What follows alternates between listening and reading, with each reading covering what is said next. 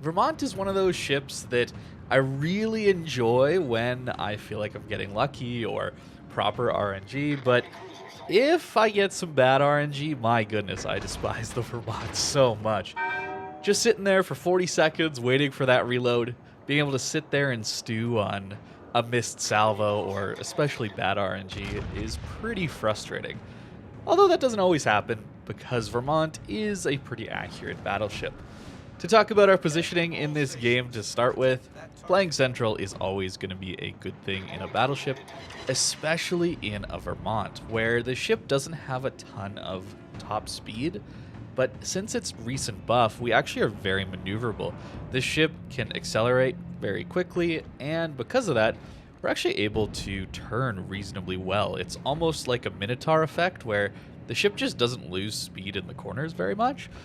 Which is awesome if you're able to play in a very central or stationary-ish position where you're just trying to dodge shells. You're not really trying to maneuver around the map too much, because it is still slow if you're just going in a straight line compared to a lot of other battleships. But playing middle like this is always going to be a good idea. Not something you can do every game, but if you do spawn middle, even without teammates, you can see how my DDs have gone to the flanks, cruisers as well. We're just kind of alone here in middle, and we're just fine with that. Mostly because I have a lot of HP still, and these special heals, right? We have that short cooldown, Massachusetts, Ohio style heal now on the Vermont. And just look at this acceleration, right? It's pretty ridiculous what this ship can do nowadays. So I really do love playing these middle positions, although it can be tricky to land salvos at long range now, even though these buffs are really, really strong on the Vermont, that they've been in the game for quite some time. The shell velocity nerf is definitely noticeable at longer ranges. We've done a pretty good job already. We hit the mines pretty hard earlier on. But that is something you have to worry about a little bit with the Vermont when it comes to longer ranges. They're very floaty now, whereas before they didn't really lose very much velocity out to those longer ranges, which I found really, really nice. It makes me interested to see what the super American battleship is going to look like. You know they're going to do one, right? It's just a matter of time. It's one of the more obvious super ships, I think, that they should be adding to the game. Some Ohio, Vermont, Montana hybrid. I'm not sure what that looks like, but it could be pretty devastating if you give it some of these Vermont guns with some of the old shell velocity, maybe the reload of a Montana in there, maybe get the speed of a Montana, the heal, and the tankiness of an Ohio kind of thing. It could be very, very interesting. Maybe even secondaries like Ohio. We'd finally get a ship that's not premium in the American line. That actually would have improved secondaries and be viable like that, so you don't have to just spend money or a ridiculous amount of research points. That'd be kind of cool. But for now, Vermont is one of the ways you can get an awesome American high-tier battleship. Even in super ship games, this ship is quite strong. As you can see, we've moved away. The Unicum had pushed up pretty aggressively. We take a torp. It's not a huge deal. We're down to a little over half HP. But again, those heals coming back make the Vermont so powerful. And the other reason I really enjoy playing the middle of a map with a battleship that has decent long-range accuracy and ability to do damage out at these longer ranges is that I can actually help both sides of the map. You can see that we're winning the C flank reasonably well right now, so I turn my focus towards A. And as soon as we start to drop on C cap, which will happen in the future here a little bit, I could turn my attention towards the C cap. I really enjoy having the flexibility to help out whatever flank I think needs more support. Of course, that's not always going to be the right way to play. Sometimes you do just have to give up a flank and solely focus on another one. Or if you spawn on the 8-9 lines, the 1-2-3 lines, you just have to play the flank there. I don't know if there's any reasonable reason for a big battleship like this to just give up a flank for free. But in those circumstances, I really do think this mid-Vermont is just so powerful. As you can see through this game, even through the gap into the A cap here, trying to hit the Alaska, you know, 6,000 damage is going to help get that guy killed, hopefully.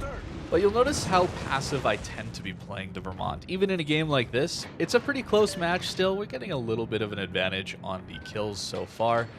But Vermont is a ship I don't want to play aggressive at all. Even with these maneuverability buffs, the amazing concealment, which I didn't really talk about at all yet in this video, but I mean, having the same or a little better concealment than a Hindenburg and you overmatch it everywhere is it's a little bit too much, I think. I hope they nerf that at some point. I think it's a little ridiculous how stealthy this ship is.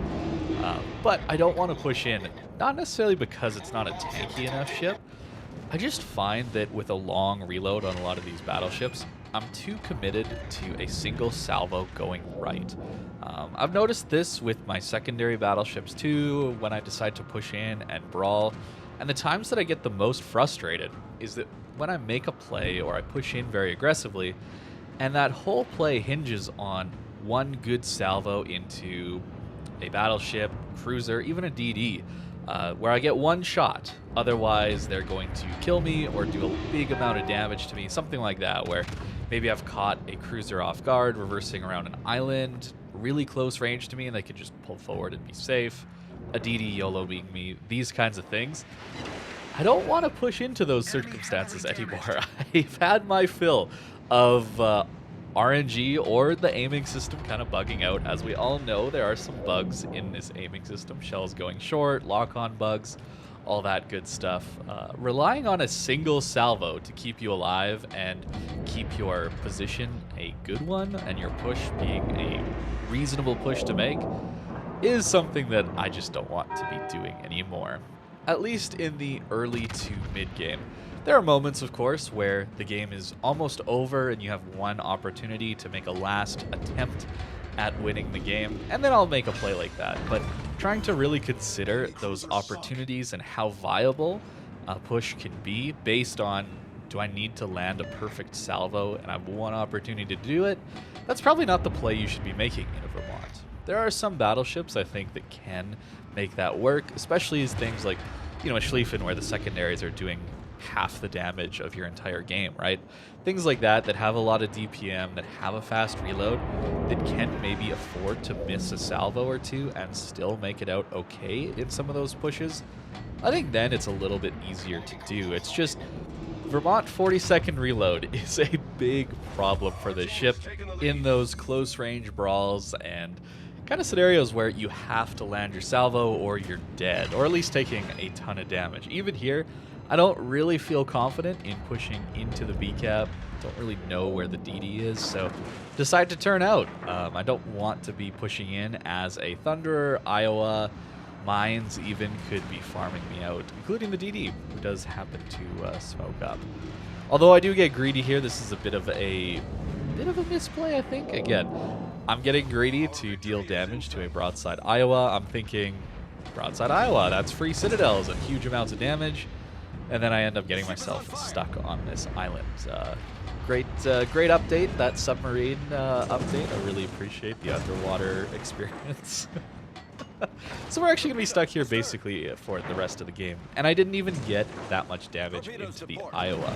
It's those kind of scenarios, right, where maybe it's not worth it to get that greedy over one salvo, especially when we have a DD that's just going to torp him out. As you can see, the Iowa does basically die there. And we're going to win this game. So a reasonable match, I think, in Vermont to show off some of its ability in the middle of the map.